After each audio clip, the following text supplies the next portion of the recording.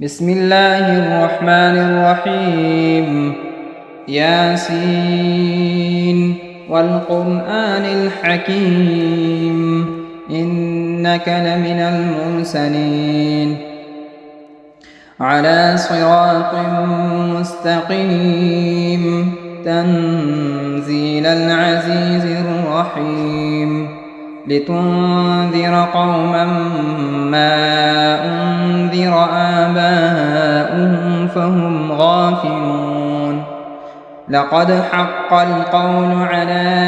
أكثرهم فهم لا يؤمنون إنا جعلنا في أعناقهم أغلالا فهي إلى الأذقان فهم مقمحون وجعلنا من بين أيديهم سدا ومن خلفهم سدا فأغشيناهم فهم لا يبصرون وسواء عليهم أأنذرتهم أم لم تنذرهم لا يؤمنون إنما تنذر من اتبع الذكر وخشي الرحمن بالغيب فبشره بمغفرة وأجر كريم إنا نحن نحيي الموتى ونكتب ما قدموا وآثارهم وكل شيء أحصيناه في إمام مبين واضرب لهم مثلا أصحاب القرية إذ جاءها المرسلون إذ أرسلنا إليهم 2 فكذبوهما فعززنا بثالث فقالوا إنا إليكم مرسلون قالوا ما أنتم إلا بشر مثلنا وما أنزل الرحمن من شيء إن أنتم إلا تكذبون قالوا ربنا يعلم إنا إليكم لمرسلون وما علينا إلا البلاغ المبين قالوا إنا تطيرنا بكم لئن لم تنتهوا لنرجمنكم وليمسنكم منا عذاب أليم قالوا طائركم معكم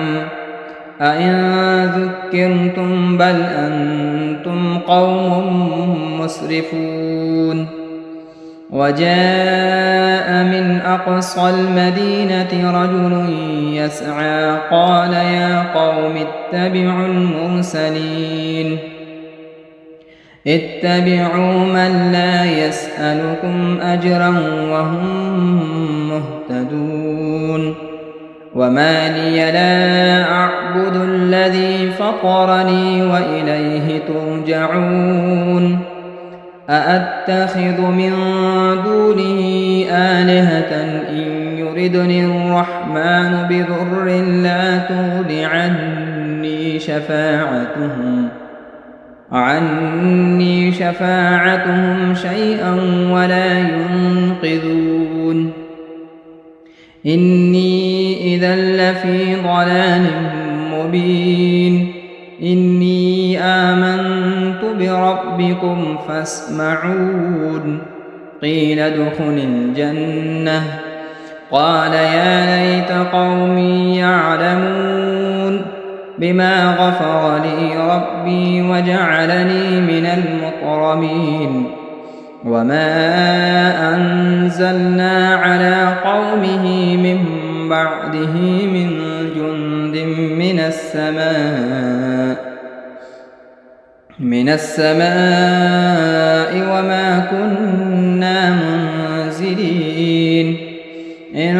كانت إلا صيحة واحدة فإذا هم خامدون يا حسرة على العباد ما يأتون يأتيهم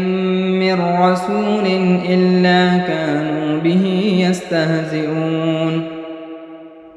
ألم يروا كم أهلكنا قبلهم من القرون أنهم إليهم لا يرجعون وإن كل لما جميع لدينا محضرون وآية لهم الأرض الميتة أحييناها وأخرجنا منها حبا فمنه يأكلون وجعلنا فيها جنات من نخيل وأعناب وفجرنا فيها من العيون ليأكلوا من ثمره وما عملته أيديهم أفلا يشكرون سبحان الذي خلق الأزواج كلها مما تنبت الأرض ومن أنفسهم ومما لا يعلمون وآية لهم الليل نسلخ منه النهار فإذا هم مظلمون والشمس تجري لمستقر لها ذلك تقدير العزيز العليم والقمر قدرناه منازل حتى عاد كالعرجون القديم لا الشمس ينبغي لها أن تدرك القمر ولا الليل سابق النهار وكل في فلك يسبحون وآية لهم أنا حملنا ذريتهم في الفلك المشحون وخلقنا لهم من مثله ما يركبون وإن نشأ نغرقهم فلا صريخ لهم ولا هم ينقذون إلا رحمة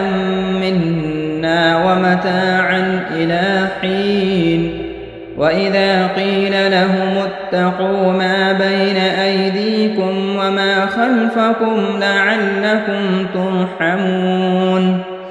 وما تأتيهم من آية من آيات ربهم إلا كانوا عنها معرضين وإذا قيل لهم أنفقوا مما رزقكم الله قال الذين كفروا للذين آمنوا أنطعم من لو يشاء الله أطعمه إن أنتم إلا في ضلال مبين ويقولون متى هذا الوعد إن كنتم صادقين ما ينظرون إلا صيحة واحدة تأخذهم وهم يخصمون فلا يستطيعون توصية ولا إلى أهلهم يرجعون ونفخ في الصور فإذا هم من الأجداث إلى ربهم ينسلون قالوا يا ويلنا من بعثنا من مرقدنا هذا ما وعد الرحمن وصدق المرسلون إن كانت إلا صيحة واحدة فإذا هم جميع لدينا محضرون فاليوم لا تظلم نفس شيئا ولا تجزون إلا ما كنتم تعملون إن أصحاب الجنة اليوم في شغل فاكهون هم وأزواجهم في ظلال على الأرائك متكئون لهم فيها فاكهة ولهم ما يدعون سلام قولا من رب رحيم وامتازوا اليوم أيها المجرمون ألم أعهد إليكم يا بني آدم ألا تعبدوا الشيطان إنه لكم عدو مبين وأن اعبدوني هذا صراط مستقيم ولقد أضل منكم جبلا كثيرا أفلم تكونوا تعقلون هذه جهنم التي كنتم توعدون اصلوها اليوم بما كنتم تكفرون اليوم نختم على أفواههم وتكلمنا أيديهم وتشهد أرجلهم بما كانوا يكسبون ولو نشاء لطمسنا على أعينهم فاستبقوا الصراط فأنى يبصرون ولو نشاء لمسخناهم على مكانتهم فما استطاعوا مضيا ولا يرجعون ومن نعمره ننكسه في الخلق أفلا يعقلون وما علمناه الشعر وما ينبغي له إن هو إلا ذكر وقرآن مبين لينذر من كان حيا ويحق القول على الكافرين أولم يروا أنا خلقنا لهم مما عملت أيدينا أنعاما فهم لها مالكون وذللناها لهم فمنها ركوبهم ومنها يأكلون ولهم فيها منافع ومشارب أفلا يشكرون واتخذوا من دون الله آلهة لعلهم ينصرون لا يستطيعون نصرهم وهم لهم جند محضرون فلا يحزنك قولهم إنا نعلم ما يسرون وما يعلنون أولم ير الإنسان أنا خلقناه من نطفة فإذا هو خصيم مبين وضرب لنا مثلا ونسي خلقه قال من يحيي العظام وهي رميم قل يحييها الذي أنشأها أول مرة وهو بكل خلق عليم الذي جعل لكم من الشجر الأخضر نارا فإذا أنتم منه توقدون أوليس الذي خلق السماوات والأرض بقادر على أن يخلق مثلهم بلى وهو الخلاق العليم إنما أمره إذا أراد شيئا أن يقول له كن فيكون فسبحان الذي بيده ملكوت كل شيء وإليه ترجعون بسم الله الرحمن الرحيم الرحمن علم القرآن خلق الإنسان علمه البيان الشمس والقمر بحسبان والنجم والشجر يسجدان والسماء رفعها ووضع الميزان ألا تطغوا في الميزان وأقيموا الوزن بالقسط ولا تخسروا الميزان والأرض وضعها للأنام فيها فاكهة والنخل ذات الأكمام والحب ذو العصف والريحان فبأي آلاء ربكما تكذبان خلق الإنسان من صلصال كالفخار وخلق الجان من مارج من نار فبأي آلاء ربكما تكذبان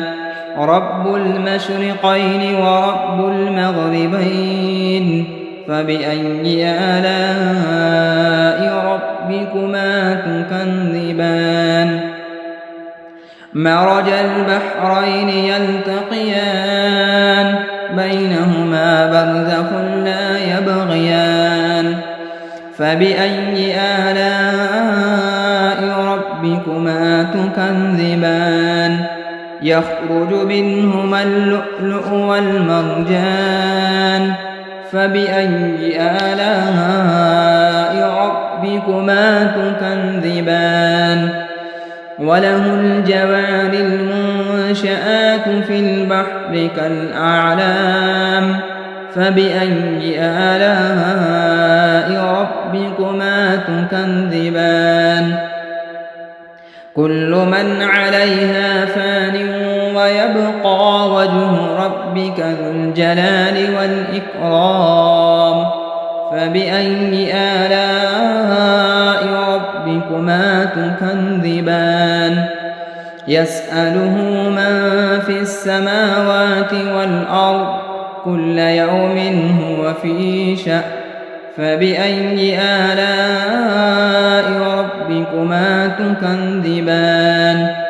سنفرغ لكم أيها الثقلان فبأي آلاء ربكما تكذبان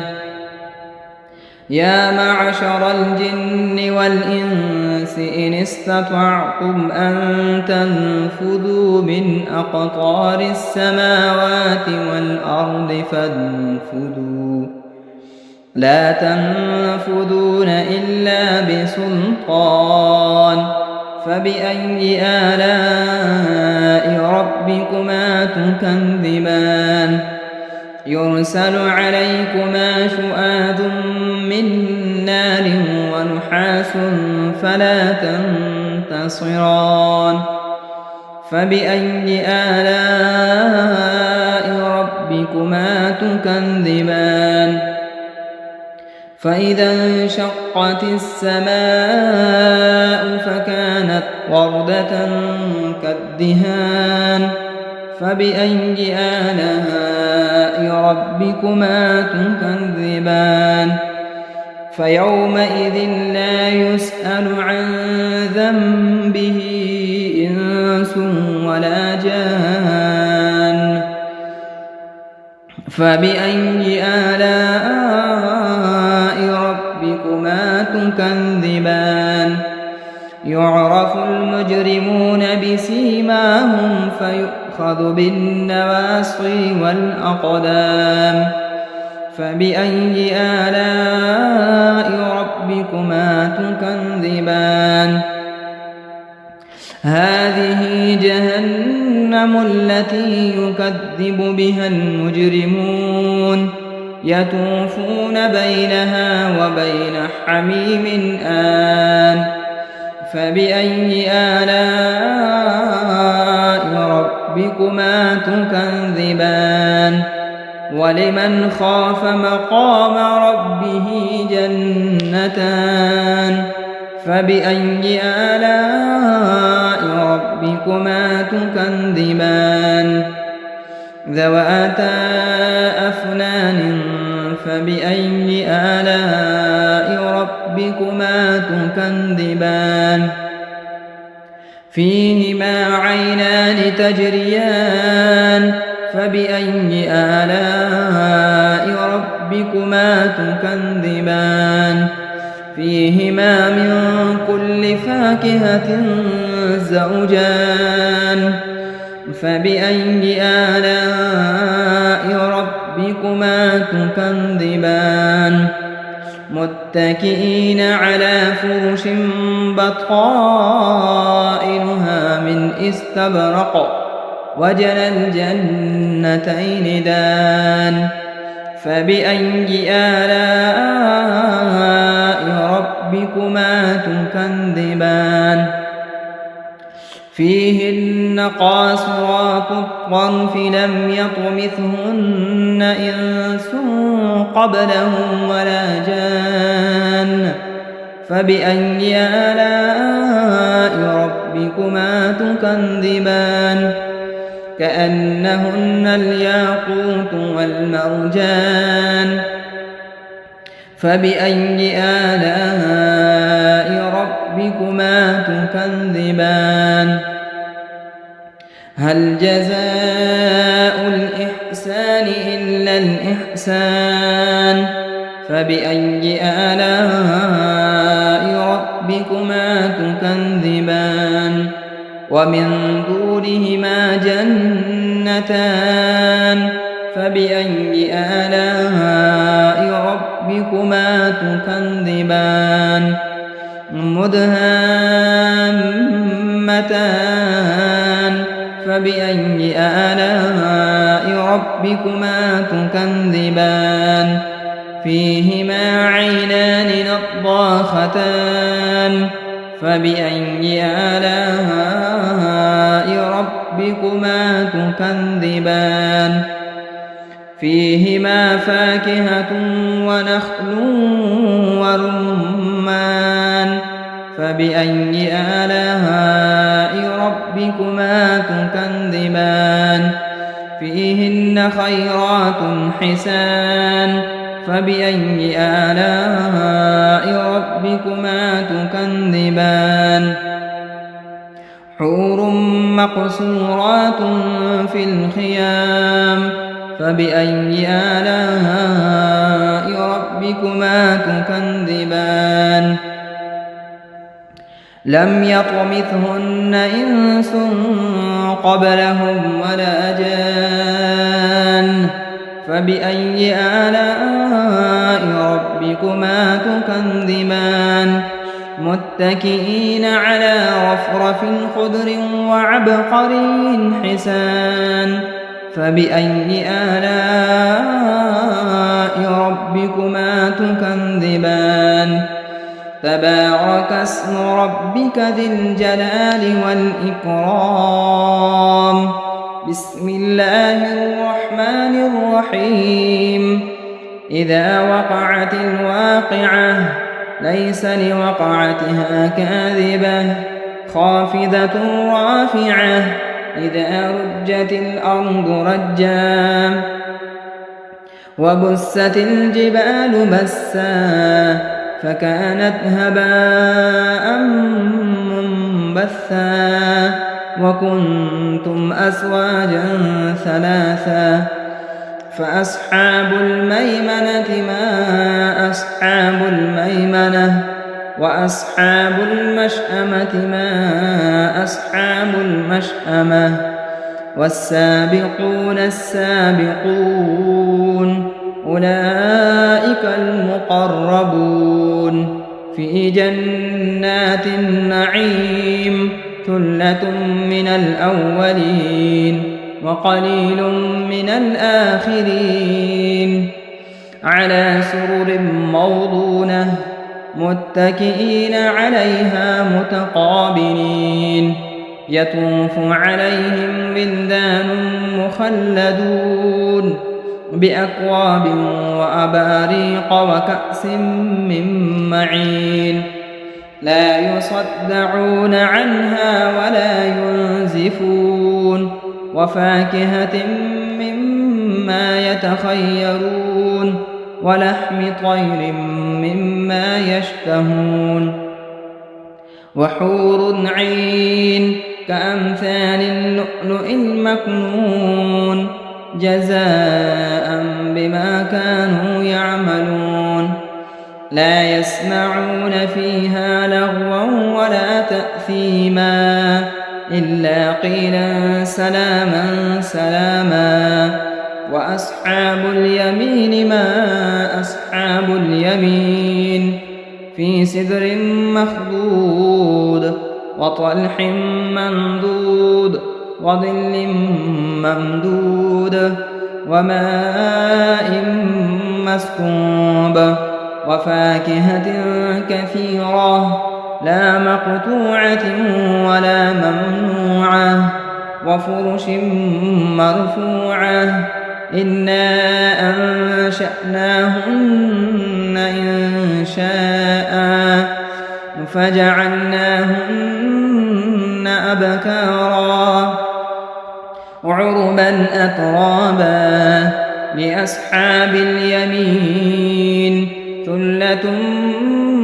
من الأولين وثلة من الآخرين وأصحاب الشمال ما أصحاب الشمال في سموم وحميم وظل من يحموم لا بارد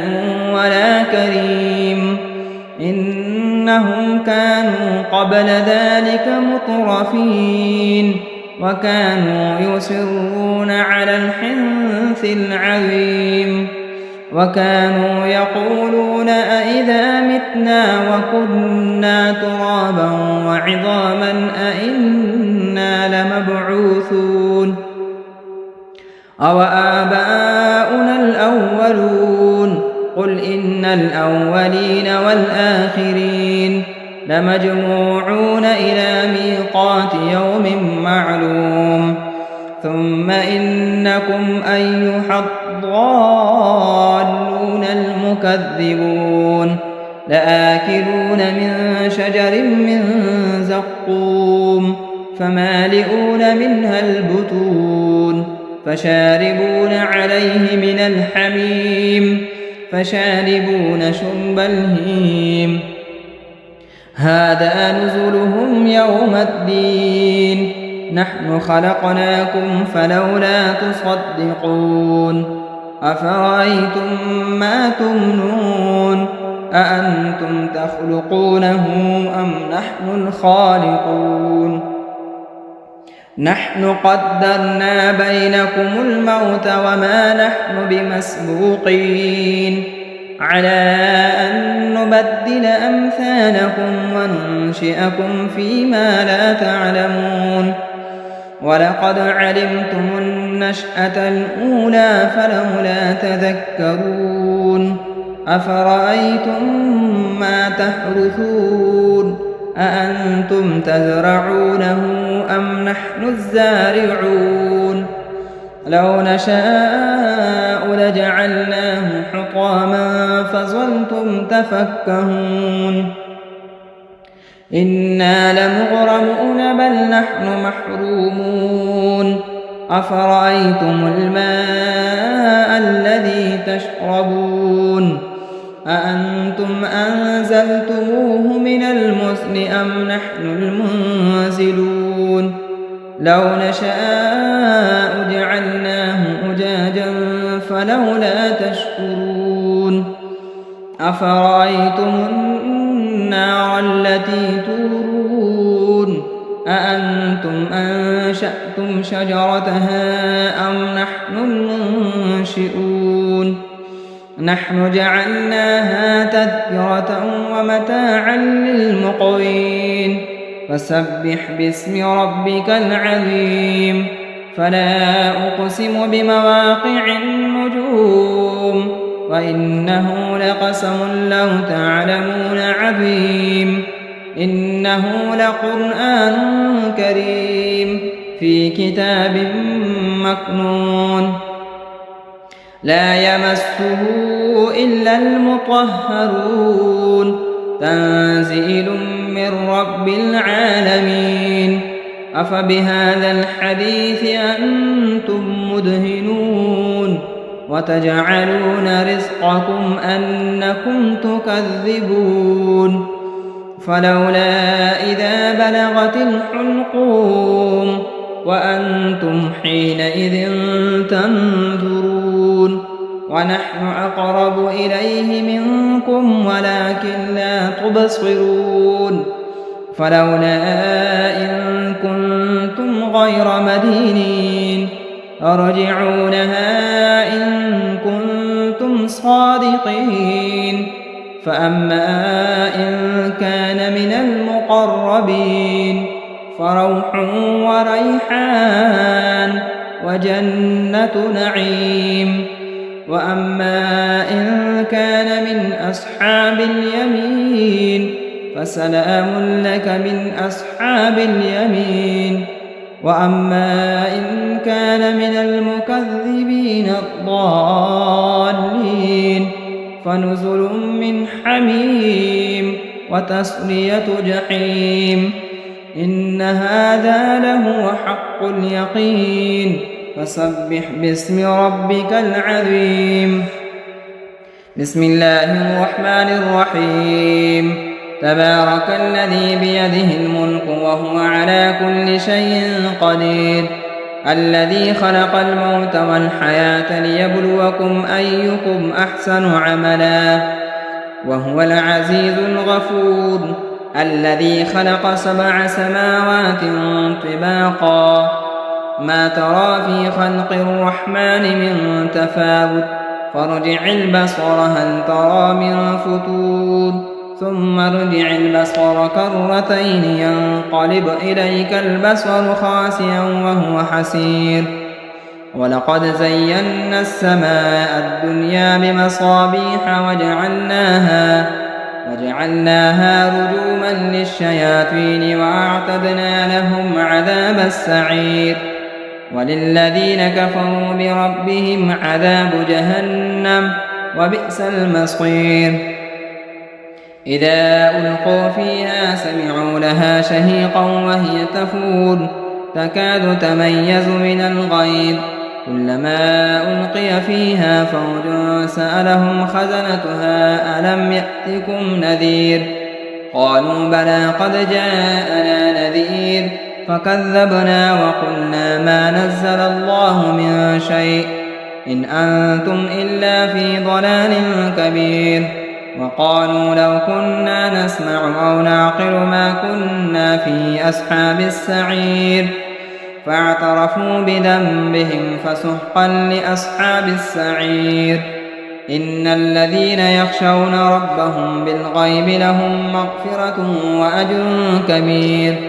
وأسروا قولكم أو اجهروا به إنه عليم بذات الصدور ألا يعلم من خلق وهو اللطيف الخبير هو الذي جعل لكم الأرض ذلولا فامشوا في مناكبها وكلوا من رزقه وإليه النشور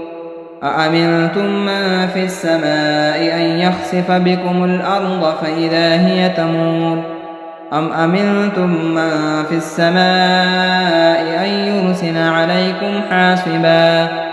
فستعلمون كيف نذير ولقد كذب الذين من قبلهم فكيف كان نكير